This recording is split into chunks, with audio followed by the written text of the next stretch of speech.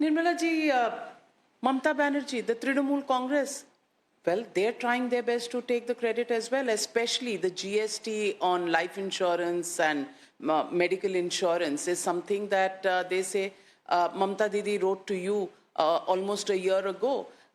So would you share the credit with her? First of all, I respect particularly women leaders who are in politics. West Bengal's finance minister is also a lady, and she talks very well in the GST Council, even if it is opposing a certain issue on which I would come up with one side and she would come up with, even with all that said, very considered and well put forth ideas, even if it's opposing me, but a woman leader, and I've said this in the council itself, there are times when you hear with conviction, when one has done one's homework and takes a position, it's absolutely respectable. All right, Chief Minister Mamta Banerjee could have written a letter to me on insurance. My point is, the first thing I came out of GST Council and addressed the media, I thanked every minister of finance who was in the council, irrespective of party affiliation, saying all of you all put together, all of us put together, have come up with something which is going to be stunningly, positively impacting on people. And therefore, I'm grateful to each one of them. In fact, I'll disclose something which I normally don't. Yesterday, I wanted to do it even day before, but I did yesterday.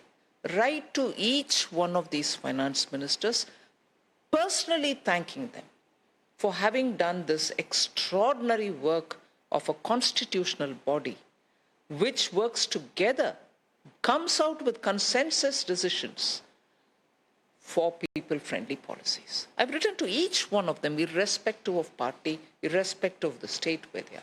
Is this the pure spirit of democracy, constitution, federalism? Absolutely. And for the fact that the GST Council is the one and only council, constitutional body which has been created post-independence, I think we stood all the test of differences of opinion and came up with something.